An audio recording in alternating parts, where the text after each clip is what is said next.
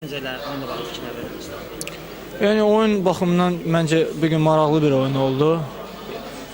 Əlbəttə ki, biz öz imkanlarımızdan yarana bilmədik və Qarabağda öz şansını dəyərləndirdi. Bizim səhvimizə görə hesabı açdı və sonradan da nə qədər qol imkanlarımız oldu. Sadəcə olaraq bugün yəqin ki, bizim günümüz deyildi. Ona görə də qol imkanlarımız gəlmədi. Amma belə baxanda, bütün momentlərə baxanda Inter məncə daha da çox qol imkanları oldu, nəinki Qarabağda. Amma ona baxmayaraq futbolda yəni də Qarabağı təbrik edirəm. Uğurlu arzulayıram. Hələ heç nə bitməyib. Xalq fərqlərimiz elə də çox deyil. İnşallah növbəti, yəni bu ikinci mərhələyə hazırlaşacağıq. Məncə inşallah yaxşı olacaq.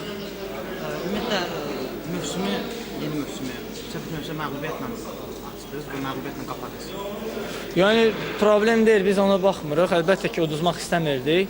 Yenə deyirəm ki, sadəcə olaraq qol imkanlarımızı yarana bilmədik.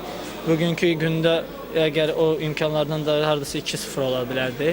Amma olmadı, əksinə oldu 2-0 biz uduzduq. Yenə deyirəm ki, futboldur, həyat davam edir. Yenə də Qarabağı təbrik edirəm. Bu qədər. Bugün yerdə qalan 18 tur Inter adını necə dəyərləndirirsiniz? Məncə Inter indi həmin yerdədir ki, harada olmalı idi. İkinci kruqda da görəcək Inter hansı yerlərdə olacaq. Bir də bugün çox aktiv idin meydanda. Yəni bu rəqibin sabit komanda olması ilə əlaqədardır. Hər oyunda çalışıram ki, aktiv olum.